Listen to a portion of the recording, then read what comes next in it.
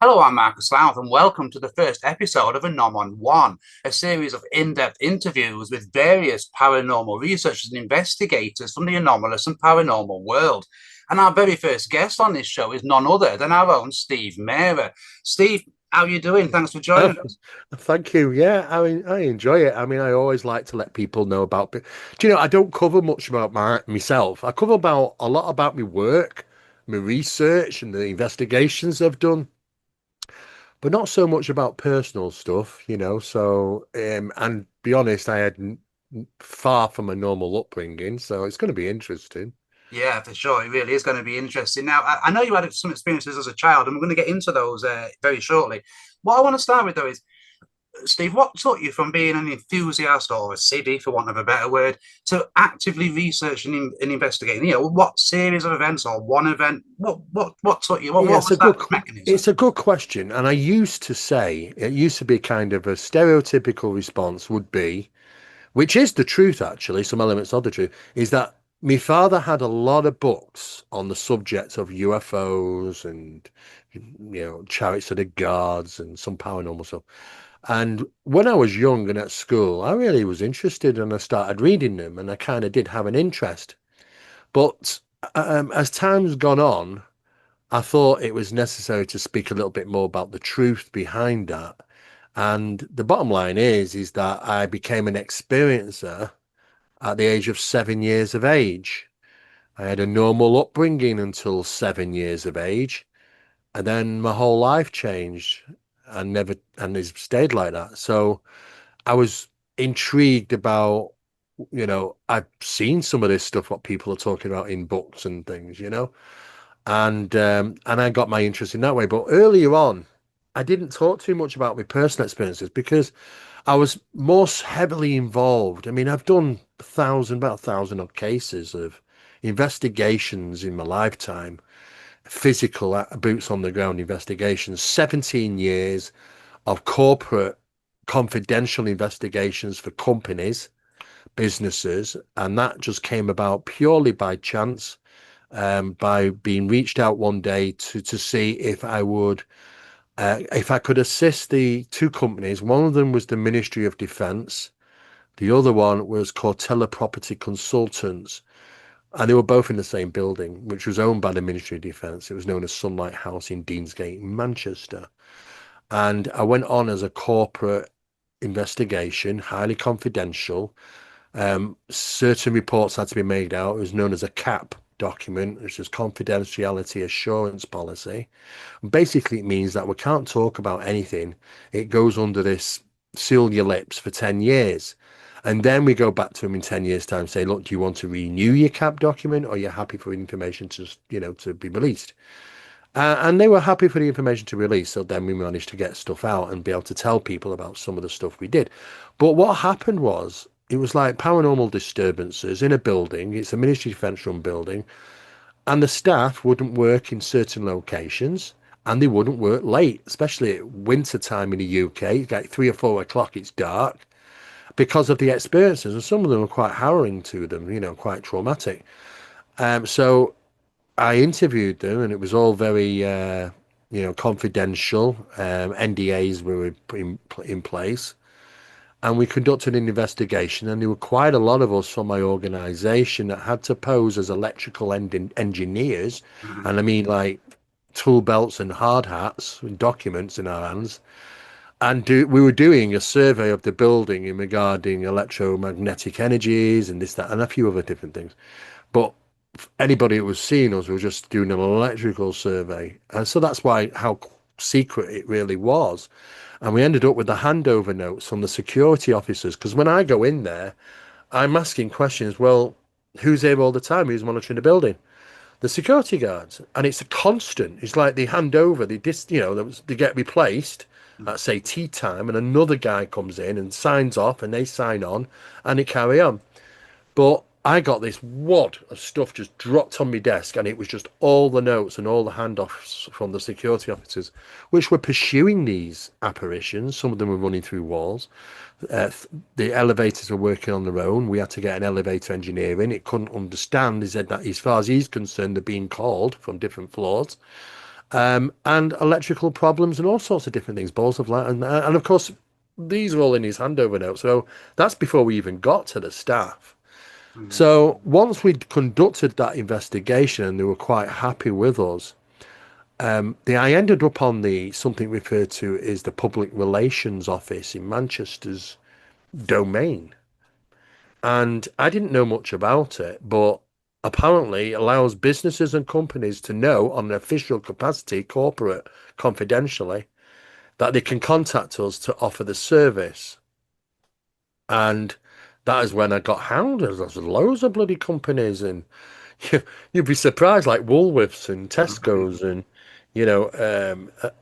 just shops, stores, businesses, Right. even a football ground, a rugby ground. And I did these corporate investigations for just over 16, about 16 and a half years. And we were the only ones in the country doing that, offering this confidential service because it wasn't like they wanted some Ghostbusters to go in there and this, that, Yeah. and the other. They wanted a professional team which would deal with them as clients and deal with confidentiality because they didn't want things to get out of hand or bad press and that sort of thing because it's businesses at the end of the day, and they became our clients, and we made sure that everything was done in protection of the business. But it's surprising actually what goes on Mm. in some of these buildings, especially with the renovations that are going on and alterations and stuff. Sometimes it kicks up stuff. And I was busy for about 16 and a half years doing a lot of that, so I kind of got into that side, but then I've done residential stuff. So I did a lot of investigations and I didn't want people to think I was biased. Because Right. if you go in there and say, well, you know what, I've been an experiencer since I'm 7 years of age, they might think, well, you're not going to be, you might be a bit biased in your conclusions then, you know what I mean? And so Yeah, I totally. kept it Yeah. quite secret, really, and just said to people, I really got into the subject through my dad's books, and I kind of did to some degree. But there was a lot more to it than that. But I didn't say it at the time because obviously I didn't want people to think I had biased conclusions. I still had to be scientifically investigate this stuff. But as time went on, I realised people were talking about their own experiences, and I decided maybe 5, 6 years back, I thought, do you know what, bugger it, I'm going to tell people the truth. Yeah. It's not caused me any issues in regarding the process of how we investigate and research, and it shouldn't do. It just makes me understand a little better as to what witnesses experience, because I've experienced stuff. So about 5, 6 years ago, I started coming out and basically saying, well, I've been an experiencer since I'm 7, just telling people Yeah. as it is.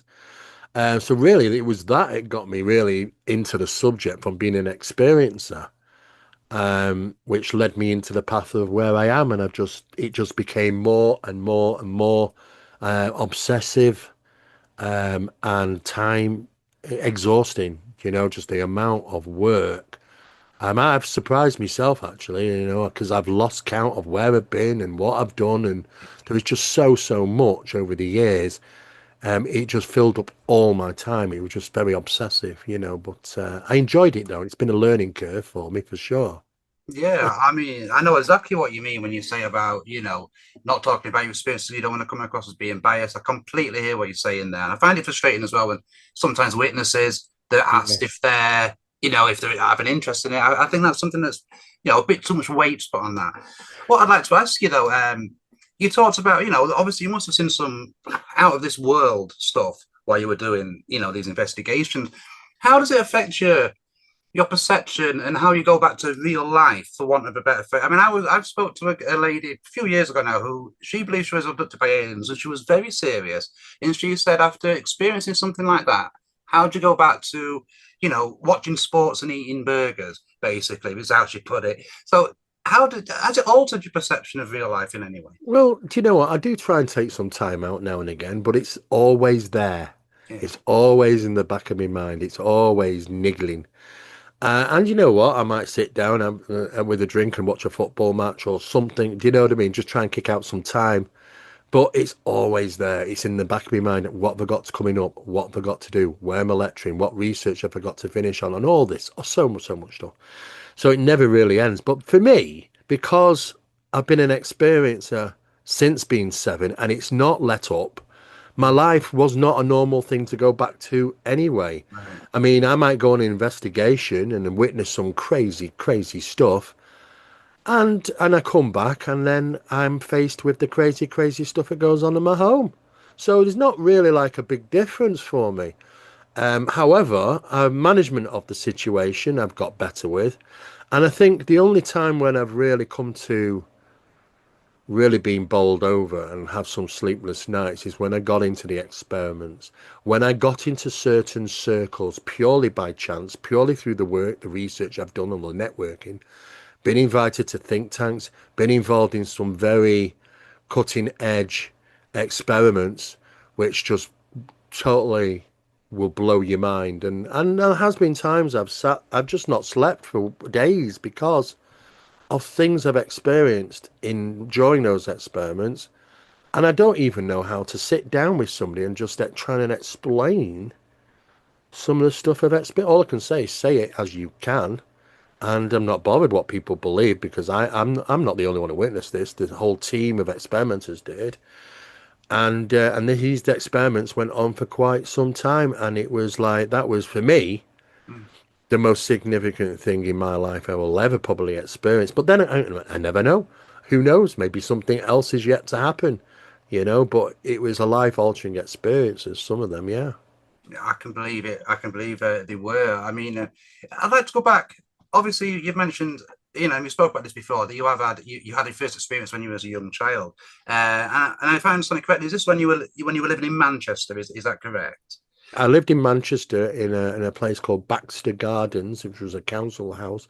I was 7 years of age. The school was just across the road, round the corner, Royal Oak School in Wythenshawe, Manchester. And I woke up one night. I mean, I had a normal upbringing, you know. I mean, as best it can be. I'm an only child, you Right. know, and I wasn't one to mix with other children. Not so much because my parents, well, definitely my mother was a bit overprotective, and I never had a bike. Right. I can't even ride a bike. It sounds ridiculous when I'm watching kids on bikes doing wheelies, and I'm thinking to myself, I can't even balance myself on a bike. It's because I've just never ridden one. I've never had a bike. They were too dangerous, you know, so I never got one. Um, and that was my life, you know.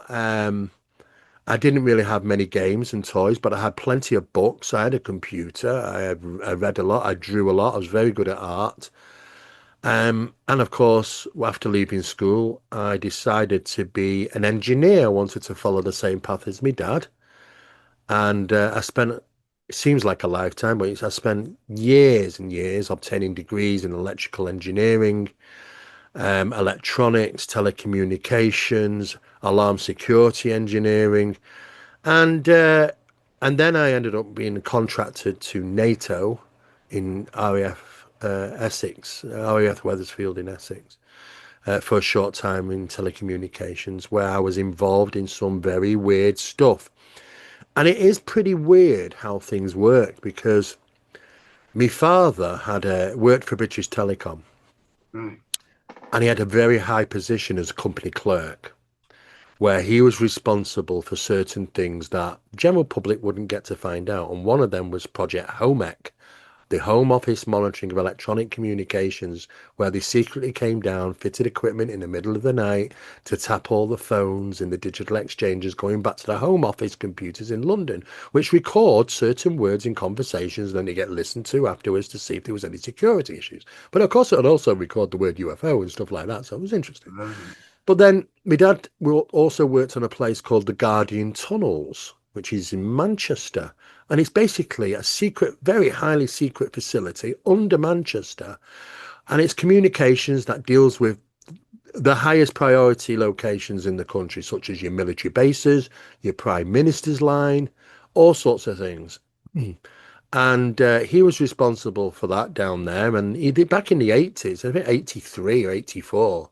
He was telling me that they had these incredible technology for shooting rats because they had a problem with rats biting through wires.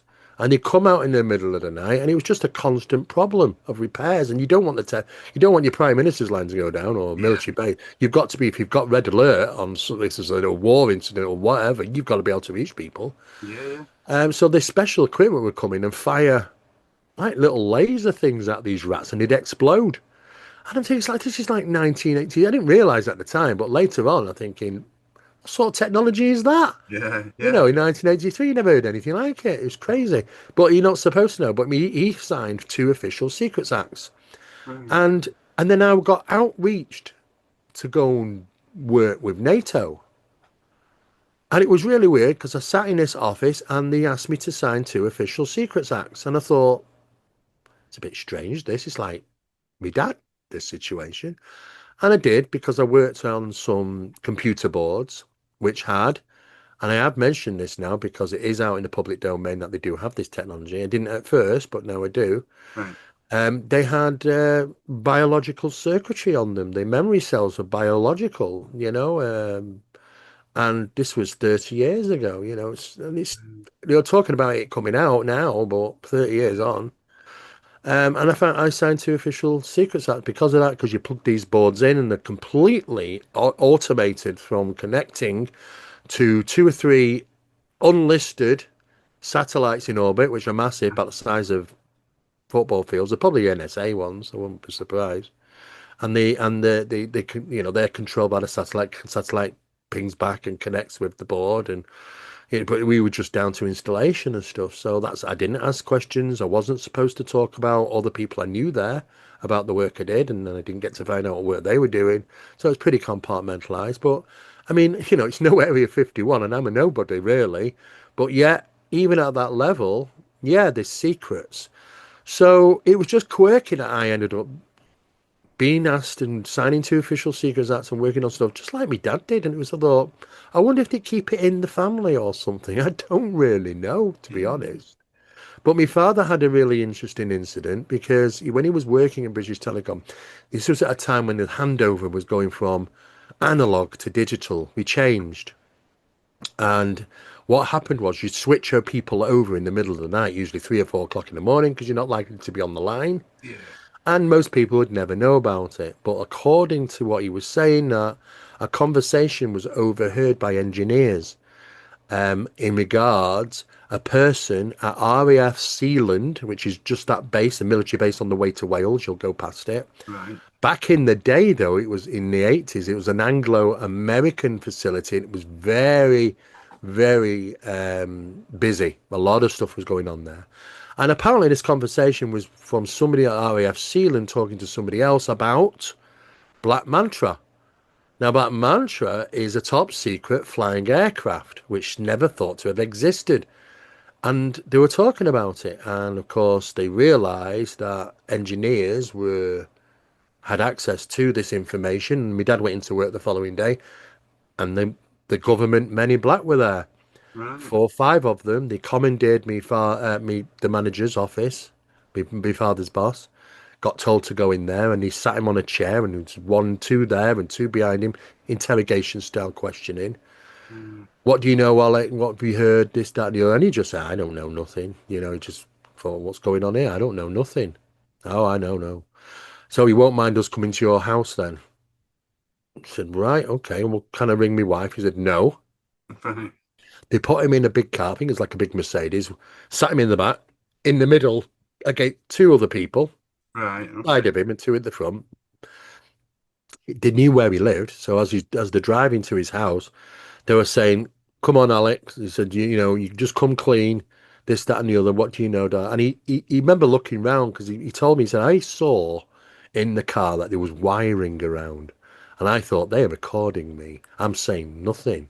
Right. They got to the house, and Mum opened the door, mouth agape, what's going on? And he just said, let them in, Diane, let them in. And they came in and they literally ransacked the house. They turned it upside down. They even pulled the old telephone. They even unscrewed it looking Right. for bugs. They went through and then they found my dad's UFO books and they went through and they lifted them upside down and flicked them out to see if there was any things in there to fall out. And they took them. They confiscated all these UFO books. But he stuck to his guns. But because he had a friend, and I think his name was Gordon, and he heard the full conversation. My dad knew of it, but he heard the full conversation. Within a day or two, Gordon was gone. I think he got transferred somewhere else or whatever. I Wow. don't know, but definitely transferred, he thought. So yeah, there was a big panic. Now it's their own fault for talking about something which is secretively on an unsecured line. Somebody must have got the sack for that, to Yeah, be yeah. honest with you. But they were there. That's how quick they were there. They were there the following morning, and they show credentials as Ministry of Defence. But they ripped the house apart. They turned drawers out, upside down, everything. God knows what they were looking for, but I don't know. But it was, I just thought it was really interesting, that actually happened. Government men in black turn up. Yeah, I'm thinking as you progressed into researching the paranormal, I mean, some of those experiences, Steve, must have, I don't want to say influenced you but they must have been in your mind, that the world isn't as it seems, essentially. Well, at 7 years of age, you don't think much. You just kind of, oh, I've never experienced that before, and you go and tell somebody about it. But I woke up, my first experience.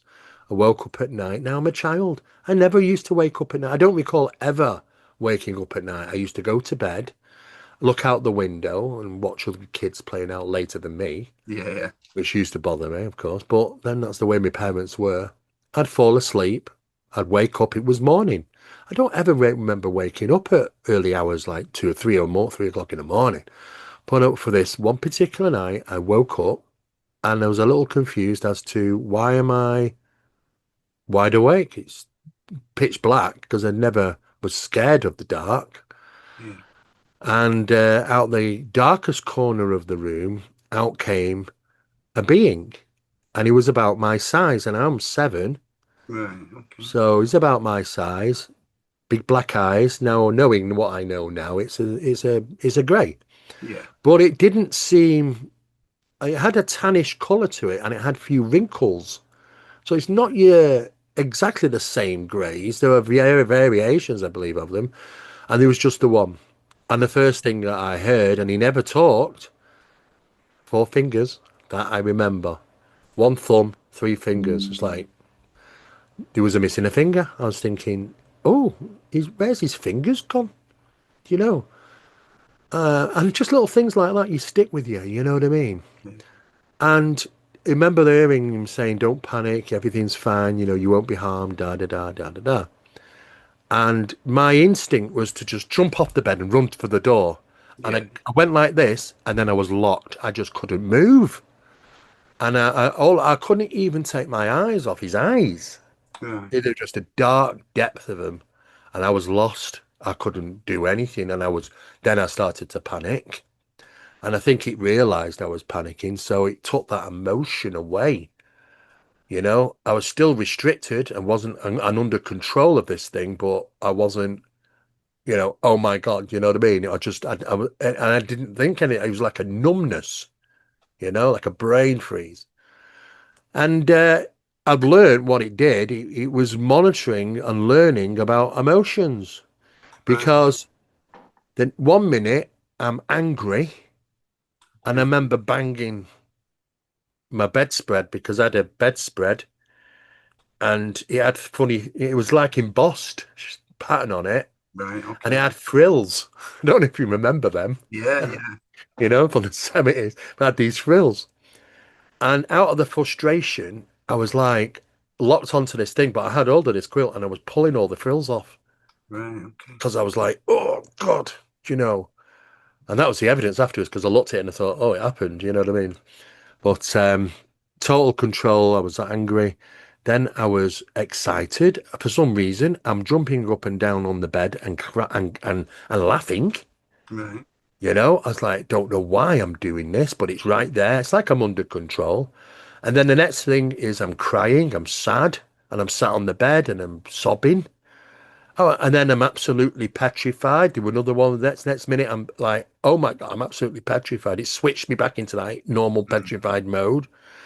And then the next thing was pain. I mean, what it did is it came up and it came very close to my face like this. I couldn't move.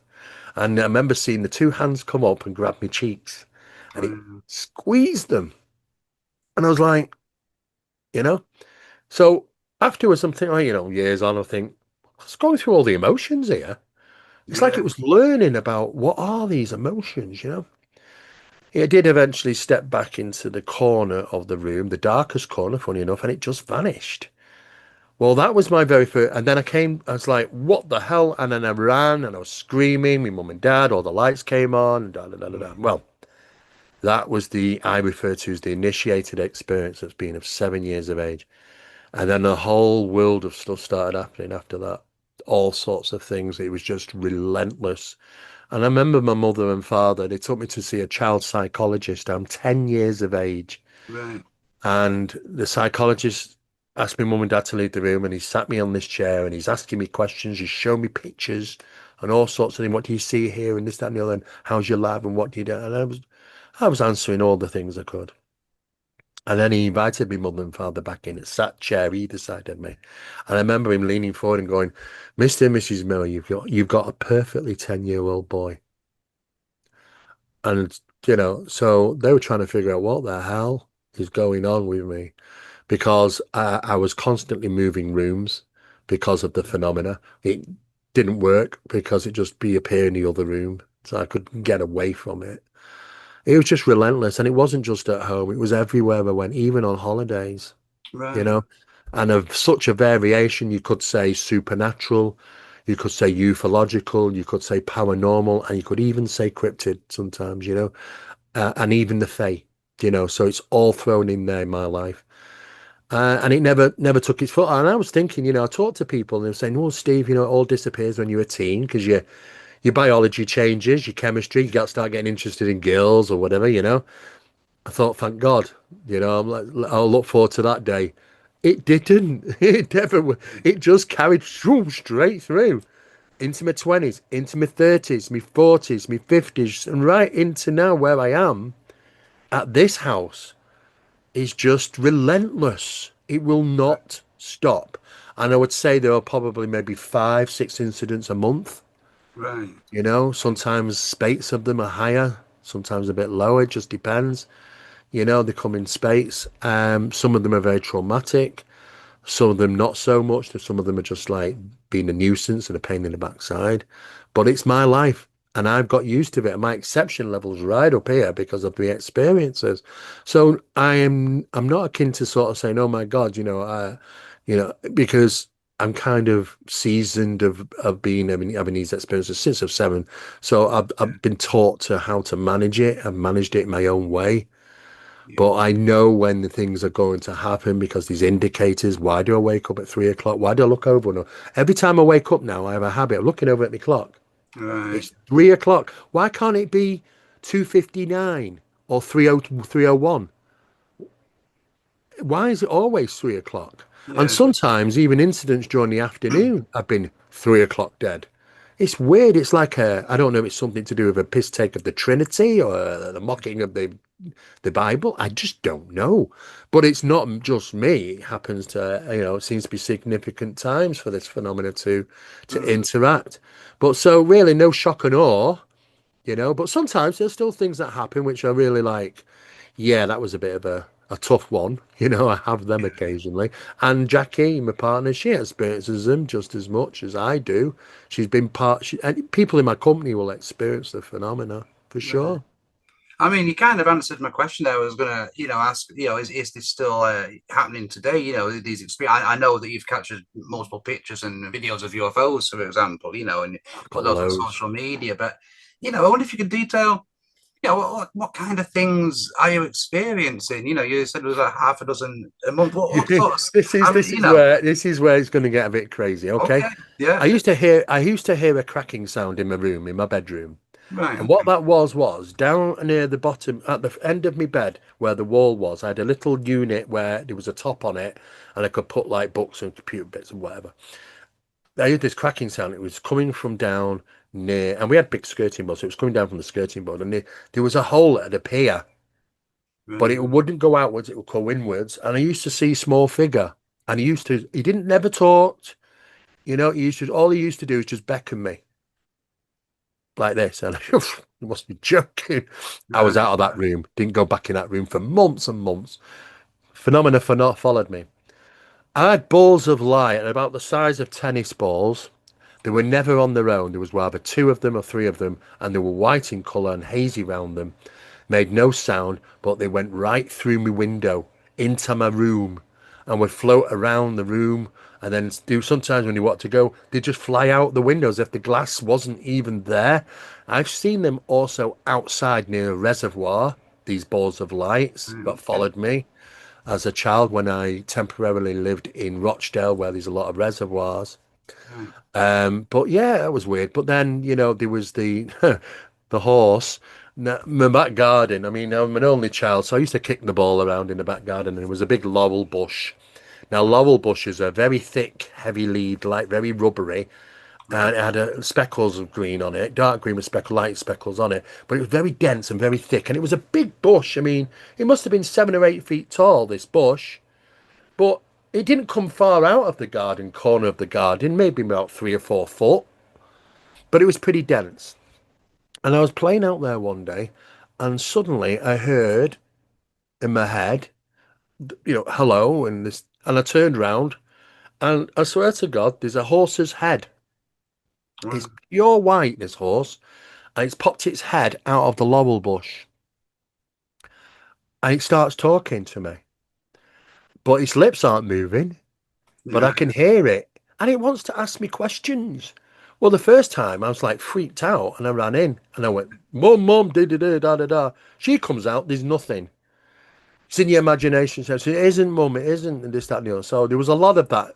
And I think sometimes they did believe me, but they just didn't want to reinforce it. So they said, you must be imagining it. You must. And I think they were saying that on purpose.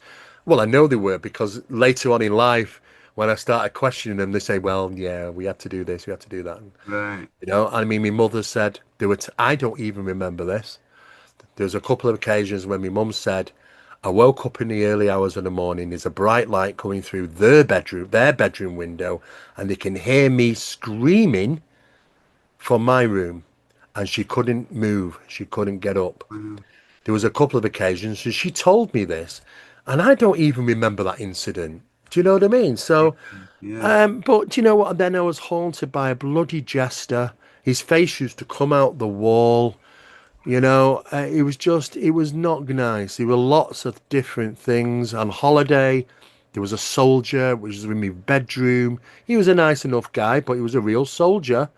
Hmm. And he just smiled. He didn't communicate or anything, but he was there, regularly. And I used to go and wake my dad up. He said, that soldier's in my room again. He said, go and try and get some sleep. And sometimes he'd come back to the room. He would never be there when my dad was there, Right. but and try and settle me down again, sort of a thing. In Derbyshire, we were in a caravan, and I heard something. It was at night. I looked out the caravan window, and maybe about a foot away from the window was a dog man. I know that by now from what I work. It was an upright humanoid person with a dog face, and it was growling and snarling and stuff. And I absolutely freaked. And my mum and dad were trying to calm me down. But it was just so many, and the UFOs. I mean, that's just crazy. Oh, you name it, every type of shape, Mm. size, color. Sometimes more than one, sometimes on their own. And now it's gotten to the point where all the paranormal stuff, the talking in the house, little children, people running around which aren't there, moving stuff around, hammering at the door, messing with me equipment. My car's been messed with a few times. I've had a light come down and hit the car bonnet, a red beam of light. I looked up, there's nothing in the sky. It was clear. Nothing. Yet there was a beam of red light came right down and hit the bonnet of the car. And that was when I had my Sierra and I just slammed the brakes on. I thought, what the hell is that? Buzzed by black helicopters. They've had them over my house here. Don't know why. It's just weird. And it's just a whole mixture of weird and crazy, wacky things. I've even had some incidents where there's been like, I don't know if it's a weird time slip incident, a couple of them. Right. And it's just, I don't know what to make of it because I can't put my finger on it and say, this is what it is. It's like everything goes. Yeah. But, I learned later on in life, I'm an only child. My father is an experiencer. Right. Never told me until I was older. And he experiences UFOs and paranormal stuff. My grandmother was quite, I don't like the word psychic, but she was definitely in tune, you know. Right. And she had experiences. So maybe it's in the genes. Mhm. I'm also rhesus negative. You Right. know, I had my DNA's checked from the Basque region. Surprise, surprise. I've got Spanish descent. Right. You know, because a lot of my family, because Mera is short for Mera Vasquez, which is Spanish, and they've got a whole town called Mera over there, and a river Mera, and it's named after family and stuff. And I've still got family in Galicia, so I've got connections there. But from the Basque region, yeah, I had my DNA checked. So don't know if that's something to do with it, but it's weird. My life is just a constant. I have things disappearing, Right. and they're not. I will swear they are not even in the house anymore. Yeah. And Yeah. then a month later they'll turn up, and I know they were never there on Yeah. my bed because that's where I keep them, and they're gone. And then they suddenly appear as if like folded nicely. I Right. don't even didn't even fold them nicely, but these whatever they did, they folded them nicely for me. Didn't smell of anything, no odors or anything, you know. But I got rid of them, and the reason being is because I didn't know if they were an airport, because airports can tie phenomena to the location. So I thought they're my pajamas, but are they? Yeah. Yeah. You know, I've been adversely affected. So get rid of him, and I did. You know, so but yeah, it's crazy, frustrating things, and it's always important things. Where's my keys? Where's that bill? Where da? It's like you will notice this is not normal, you know, and it's drives me potty, but it's just that's my life. But coincidences, Hmm. synchronicities Yep. are so profound. It's like if I told anybody, it says can't be that can't be a coincidence. It's you know, there's things happening. It's a universe doing stuff, Yeah. strange, weird stuff. But you know what? I'm not on my own, and it was a pleasure to meet other researchers out there in the field. Paul Sinclair, for an example. Many people know Paul Sinclair. I taught in depth with Paul. He's an experiencer from a bedroom visitation from when he was maybe 5, 6, or Yeah. 7. You Yeah. know, these initiated experiences, and he's just like me. He's just a carbon copy of me. I'm not on my own. Yeah. You know, and it's high strangeness throughout your life, and it still is for him. Yeah. You Yeah. know, so it's just a big mystery. But you know what? Every day is an exciting thing because you just don't know what's going to happen. Yeah, I mean, I can imagine, and you know, like as you say, I mean, it must be a complete, a truly bizarre journey. I mean, you've spoke about this on the Anomaly Project before, the Rochdale poltergeist case. Now, I wonder if you could speak a little bit about that because you know you mentioned that during that investigation, you know, it got to such a level that you really kind of contemplated walking away from the paranormal world. If you could It's the talk a little only, bit about that and how you yeah, kind of found yourself back in. it's the only case. Right. It's the only one where I thought that is it. I am done. You know, I mean, I've been pretty lucky for 12 years. 83, I started investigating. Right. This was around about 96, you know, so, you know, maybe 13 years or whatever. And I've been pretty lucky, but this is a poltergeist case. And I got struck in the back enough to lift me off the bed. Now I'm a big guy. Hmm. Takes a lot to lift me off a bed. And, and being an electrical engineer, I realized what had happened. It felt like I did have a physical punch in the back, but it was also like an electric shock that repels you. Right. I mean, Okay. off the bed. Do you know what I mean? I got like a belt, but also a physical punch because I had the bruise, I had the mark for quite some time. And at that moment, because we relocated the family for a day or two, at that moment, I was sat with other investigators in the back bedroom of a house. Phenomena was taking place, and we heard there was Valerie and there was Carol sat next to me, and in the darkness, and behind us was sat on the end of this bed, with a small dressing table ahead of me. That's what I ended up on. Right. And we heard this rasping, deep breaths, like sort of thing. And I remember looking to my left, and Val had this look on her face, like I'm not looking. You look. I'm not looking. And I looked to Carol and she was giving me the same look. I thought, well, you know what? I'm the only man here. I'm the only guy. It's going to be down to me. And Right. I literally turned like this around, and just when my chin got over the shoulder, whack.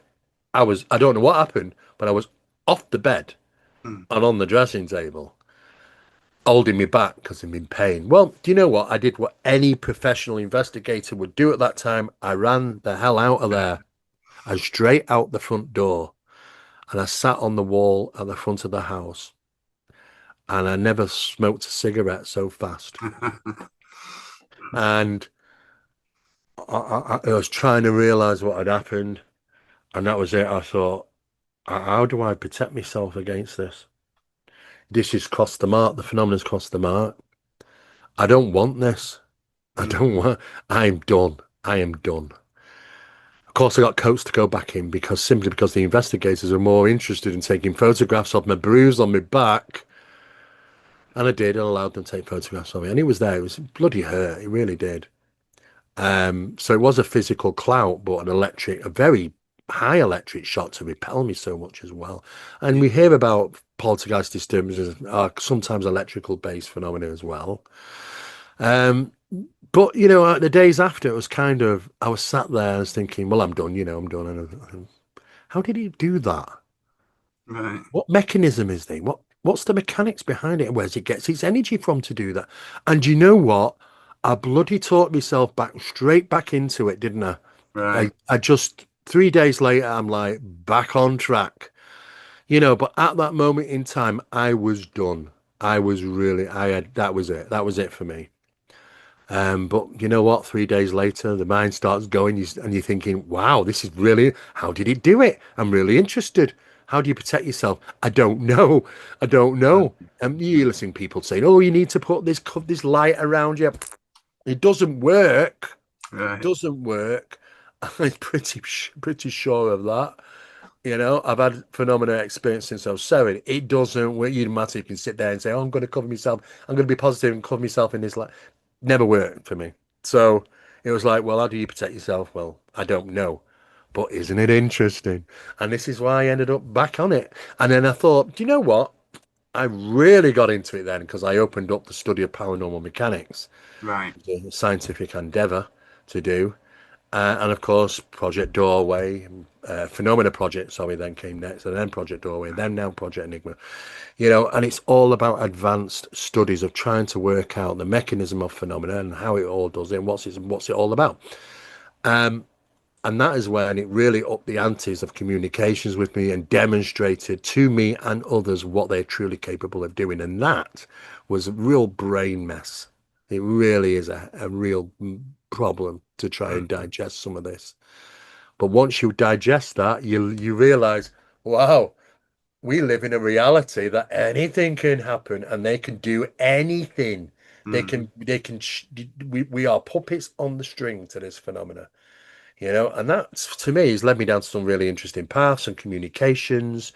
Some people from high departments in the US, the Right. working parties, these are special secretive groups that are part and parcel of the US government. Some of them are still active, working for them on certain defense programs. Some aren't, some are retired. Asking me questions like, first question was like, have you worked for the CIA? No.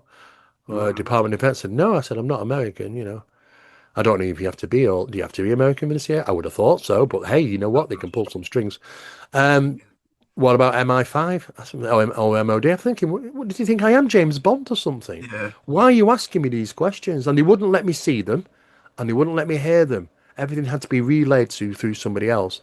And this was the Advanced Working Party. And they were asking me questions about things like, how do I know what I know? Well, we know it through the experiments and the research carried out.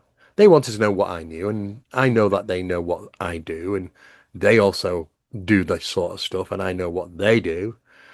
And it was about being regulated. And I said, well, I work for, I do it for the general public. I'm not sanctioned. So I can't be told you can't put this information out, for until next year or whatever. You guys might be, but I'm not doing it. And I've always stuck to that. And you know what? It's just strange because people see my work at the higher levels And it's like really suppressed, my work. Mm. Just doesn't get out. It doesn't get shared, it doesn't get out, and I just think to myself, well, do you know what? I don't care. I'm at least I'm trying to advance the subject along now to try and get a better understanding of it. And even if it's that, and I've spent 41 years in the subject now, even if it's just that, at least I can say I've left some form of a footprint Yeah. behind, and hoping that research will carry on. So, but yeah, there has been some life altering, changing experiences for me for sure. Yeah, I mean, I think I know your answer to this next question, really. But I mean, do you ever wish you hadn't got involved with the power? Do you ever wish that you could just take away everything you know, you don't remember it, you just, for want of a better phrase, live? Do you ever wish you could have just lived a normal life? Or are you glad that you know what you know? Um, in some cases, yes, I do. I mean, I didn't have a normal upbringing, and it's interfered with my life so much I couldn't keep on track like everybody else was. I Mm, can't I can't walk down the road and not look up. right. I cannot walk past dark places and not stare into the darkness. I just can't do it. I'm not that person anymore. Mm, So when I was trying to act and be normal like everybody else, just going to work and whatever, yeah. studying, I tried to fit in, but it wasn't easy Mm, because I always had the interest. Sometimes I had stuff just taking place, you know, which was just to remind me, oh, it's here as well. It's always around me.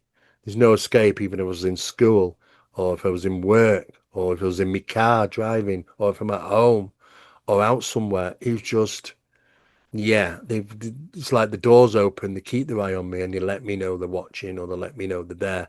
And I just used to think, why me? Why? Why? What is it? I can't, and it's the only questions I don't have. I have many answers to all the stuff and research I've done, but I wish I had that answer. Why me? And why other people are like me? I mean, I don't get it. I don't understand, but maybe one day I'll get the answer, but it might be too late then, of course, because I won't be able to probably share it. But yeah, I tried to walk that path many times. There were times I wish I just had a normal, because it does affect you in a way that it becomes an obsession. right. And if you're with a girlfriend who isn't interested in the subject or just no time for it or wants to put other things of importance ahead of it, I just had failed relationships Right. constantly, failed relationships. And I just think to myself, but I can't change. I am who I am. And as time's gone on now, I mean, I'm winding down now, just because of age, really. I Right. mean, I'm still extremely active, of course, Yeah. but it comes to some point and you just got to say, Steve, come on. Focus only on the things you need to focus on. You don't need to go knocking on people's doors and asking them questions. You don't have to go and investigate someone's house just because they've got a bump going on in the night. You don't have to go and interview someone just because they've seen a UFO. I see them all the time. Yeah, big deal. It's not a problem. You know what I mean? And but it can't be like that with other people, of course, because I always show interest, and I am always interested in other people's experiences. But at the end of the day, it's like, what's the most important for me? And now it's just focusing on the experiments and finding out what this phenomenon truly consists of and pass that information out freely so that somebody else can pick up the reins at some time.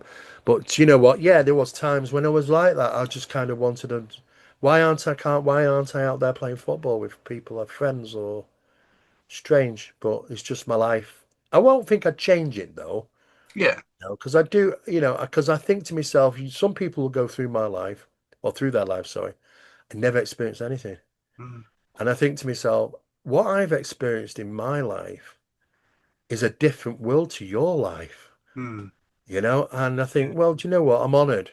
I'm honored to some point to say, okay, well, thank you for letting me look behind the veil, the mechanism, or whatever it is. Maybe it carries on into death. I don't know. I'm hoping so. Maybe I get some answers, but I still think I'm still honored that I've had that experience, those experiences, and still have them. Yeah. Compared to other people. So yes, sometimes I did, and sometimes I didn't. To be honest with you. Yeah, no, I can completely understand that. I mean, I think we'd have to have an entire other show to really get into the in-depth nature of your research. But, I wonder if you could talk a little bit about, your current research and where you hope that'll take the paranormal world as a whole, because you have got some answers, and I know you've got some projects, coming up soon. So obviously, I know you Yeah, can't divulge everything, but where you yeah, hoping that this thing goes? And will yeah. it be an end game, Steve, or Well, is it going to keep going? it's gone so far from when I started getting into this because everything that I was taught, I took Mm, it as verbatim. yeah, This is what's happening. It's only realised as time's gone on, I thought, what? It's none of that's true. None of it. People think they can pick a book up and read it, and because this person's might be a little bit more clout about him than you, you'll just say, "Oh, he must be right," and you'll mm, start quoting him to be right, right, yeah, when in fact he was never right. Now, I've relied on establishments. I've made statements and in journals and documents of research. This is what it is. This is how it works, and they've been wrong. And I proved them wrong because I am relentless. I would not let up until I got the answers. And I thought, I can't rely on anybody else. I'm going to have to put a team together. And over the years, when I got into Phenomena Project, I mean, I was running Map It, which is Manchester's aerial phenomena investigation team. Very weird, again, situation. I'm 11 years old. I see a UFO in the sky. I shout my mother, father. They come out. It's sat over the house and they get to see it. right, They're seeing it, they're watching it. My dad runs in, he phones somebody. This guy comes out, his name's David Reese. He runs an organisation based in Stockport. I'm 11 years of age, and David Reese sat down and interviewed me and my mother and my father, and he was a whole report done on this incident, this seeing this disc over the house.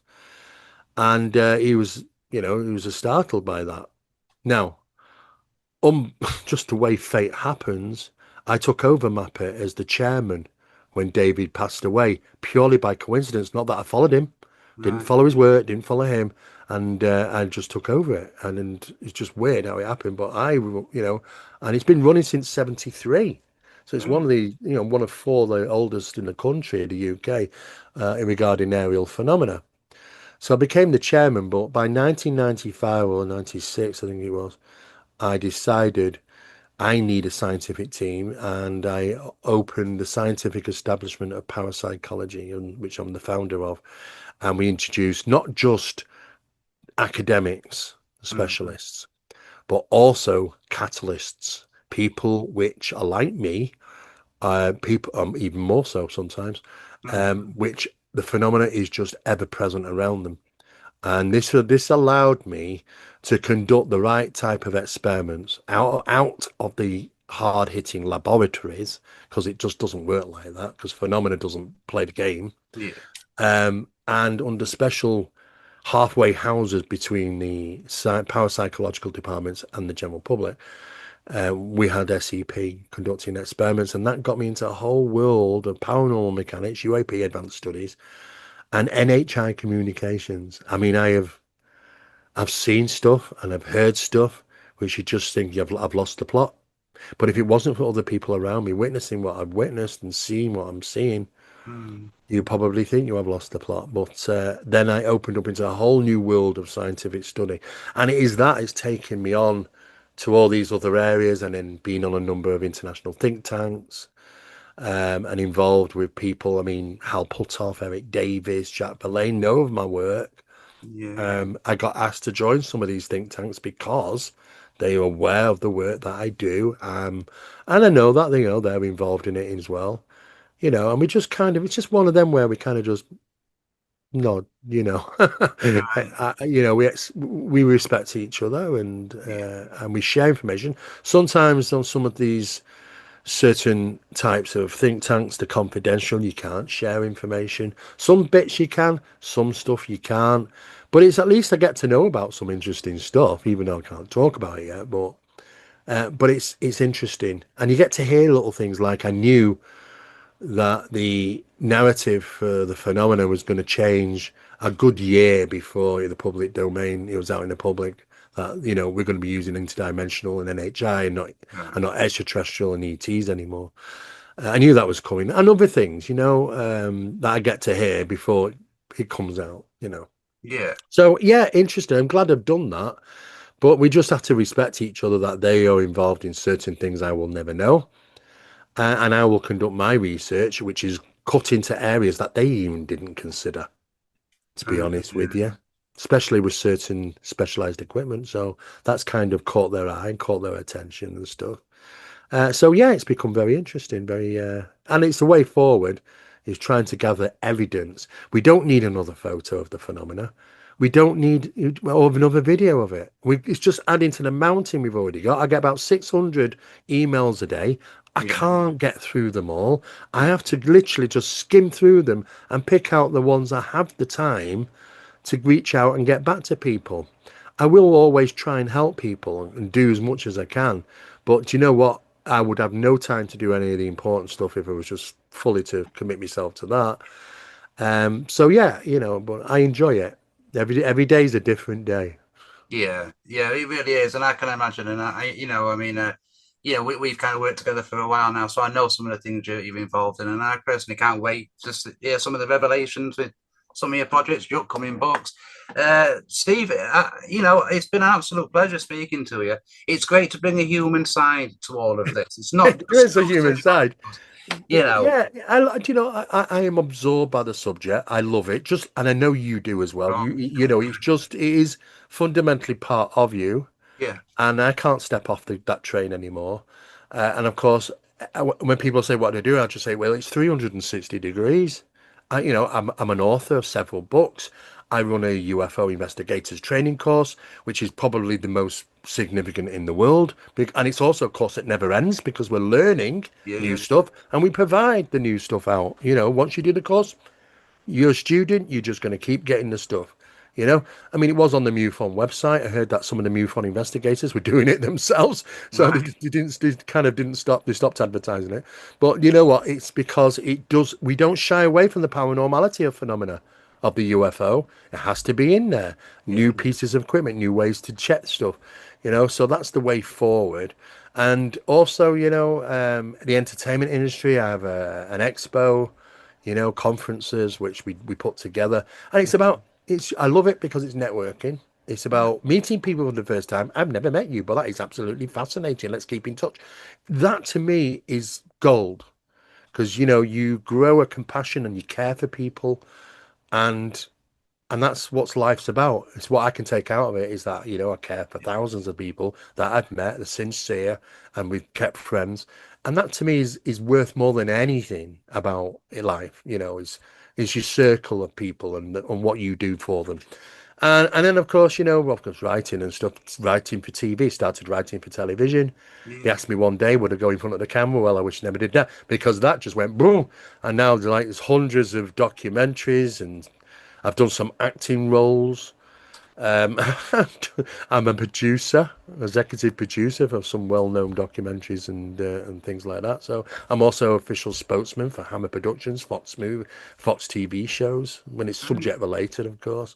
So yeah, it's 360 degrees. It really is, and I'm happy to do any of that because it keeps me interested and keeps the pot full. You know, Yeah. so I love it. Yeah, well, I mean, Steve, I'm sure we're going to speak again on this show because we've got so much more that I could speak to you about, and I know we'll speak again on the Anomaly Project. But that just leaves me to say thank you very much, Steve. Thanks for Yeah, you're joining welcome. us. You guys, leave your thoughts in the comments. Remember, follow us on social media, and of course, subscribe to our channel, and make sure you check out the Anomaly Project podcast.com. Until next time, though, goodbye and take care.